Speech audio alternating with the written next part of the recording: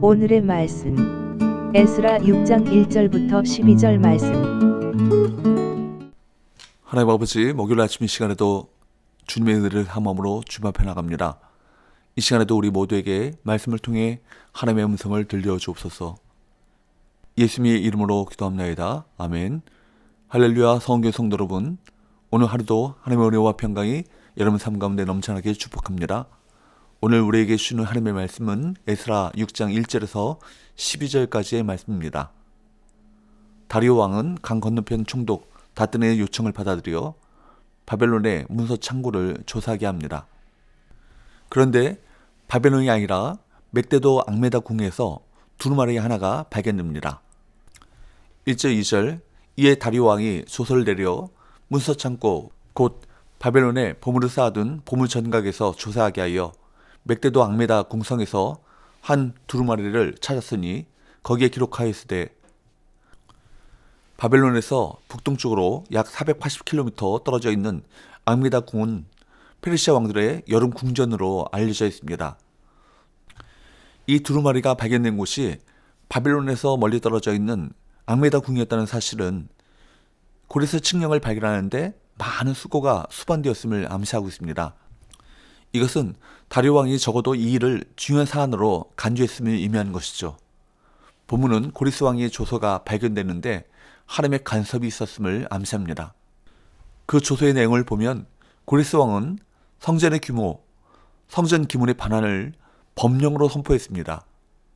3절에서 5절, 고레스 왕 원년에 조서를 내려 이르기를 예루살렘에 있는 하나님의 성전에 대하여 이르노니 이 성전 곧 제사 드리는 처소를 건축하되 지대를 견고히 쌓고 그 성전의 높이는 60규빗으로 너비도 60규빗으로 하고 큰 돌 3켜에 새나무 1켜를 놓으라. 그 경비는 다 왕실에서 내리라. 또 느부갓네살이 예루살렘 성전에서 탈취하여 바벨론으로 옮겼던 하나님의 성전 금, 은 그릇들을 돌려보내어 예루살렘 성전에 가져다가 하나님의 성전 안 각기 제자리에 둘지니라 하였더라. 조서에 나오는 성전 건축에 대한 구체적 장소, 수치, 건축 방법 등은 이 문건의 역사성과 진실성을 확실하게 보여주고 있습니다. 고레스는 제국의 안보와 번영을 위해 지방 백성의 종교적 제도와 관습을 재건하려 했고 그에 대한 경비는 국고로 지원했습니다. 칙령에 나오는 자세한 수치는 건축 경비를 국가가 감당하기 때문에 당연한 간섭일 것입니다. 그러나 진정한 주권은 하나님께 있습니다. 하나님은 당신의 거룩한 목적을 반드시 이루십니다. 이 고레스의 칙령을 확인한 다리오 왕은 즉시 다뜨네를 비롯한 신하들에게 답을 보냈습니다. 6절 7절을 보면 고레스의 명령대로 성전 건축에 협조할 뿐만 아니라 8절 이하에 보면 앞으로 공사가 중단되지 않도록 지원을 아끼지 말라는 것이었습니다. 나아가 공사를 방해하는 어떤 일도 허용하지 않겠다는 확고한 의지를 표명했습니다. 여러분, 이거 정말 하나님의 섭리가 작용한 결과 아니겠습니까? 하나님께서는 세상의 통치자인 다리오 왕을 한 방울의 물처럼 주관하시며 당신의 선한 계획을 반드시 성취하신다는 것을 확실히 보여주셨습니다. 이스라엘 백성은 대적들의 방해로 고난과 좌절의 세월을 보냈지만 그것이 끝이 아니었던 것입니다. 최후 승리를 주시는 하나님이 지금 우리와 함께 하심을 믿는다면 우리는 고난 속에서 인내할 수 있습니다. 인내라는 것이 무엇입니까? 하나님께서 가져다 주실 승리를 믿고 현재의 고난을 견디며 때를 기다리는 태도인 것입니다. 성경은 수많은 하나님의 사람이 이런 믿음으로 고난의 시기를 인내로 승리했다고 증언하고 있습니다. 사울왕에게 쫓기며 생명의 위협을 당했던 다윗, 유대인들의 끊임없는 방해 속에서 선교 사역을 감당한 바울, 사자굴에 던져진 다니엘, 이들은 모두 고난을 견뎠고 마침내 하나님께서 주시는 놀라운 승리를 경험했던 것입니다. 하나님은 우리가 인내의 열매를 맺도록 일시적으로 고난을 허락하시지만 때가 되면 우리의 인내가, 우리 믿음이 결코 헛되지 않았음을 보여주시는 분이심을 굳게 믿으시기 바랍니다. 다리오 왕은 조서를 읽으면서 이스라엘 백성이 섬기는 신 여호와 하나님에 대한 두려움과 위험을 느꼈던 것으로 보입니다. 그래서 제사장들로 하여금 하늘의 하나님께 향기로운 제물을 바쳐서 자신과 왕자들을 위해 기도하게 하라고 조처합니다. 10절 그들이 하늘의 하나님께 향기로운 제물을 드려 왕과 왕자들의 생명을 위하여 기도하게 하라. 자신과 자신의 가족을 위해 하늘의 하나님께 기도해 달라는 것입니다. 이것이 하나님의 역사인 것입니다.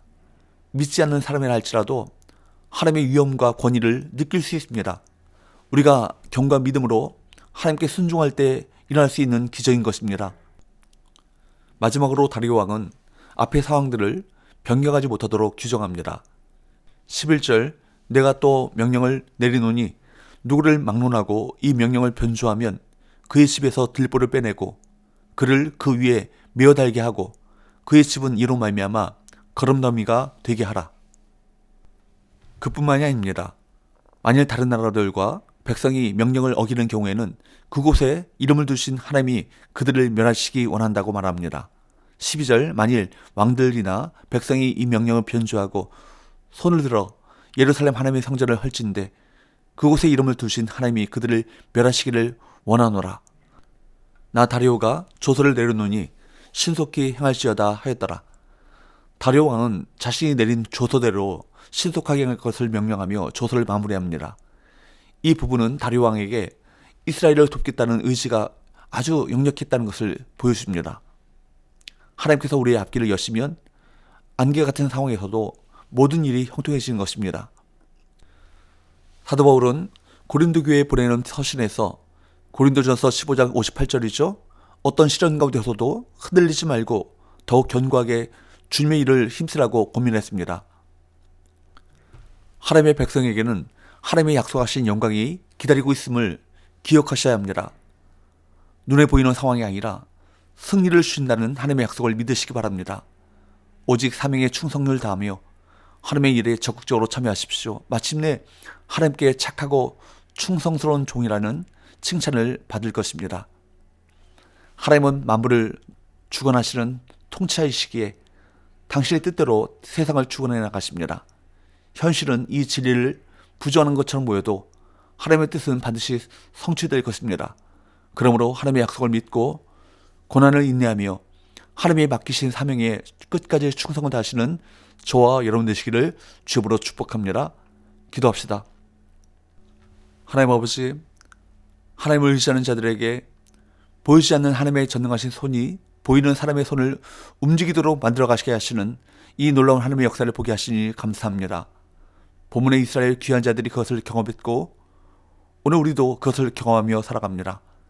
우리가 견고한 믿음으로 하나님께 순종할 때 하나님께서 행하시는 역사가 일어나게 될 줄로 믿사오니 하나님의 손으로 우리를 도우시고 하나님의 역사를 일으켜 하나님의 이름이 높임 받게 하여 주옵소서. 예수님의 거룩하신 이름으로 기도합니다. 아멘.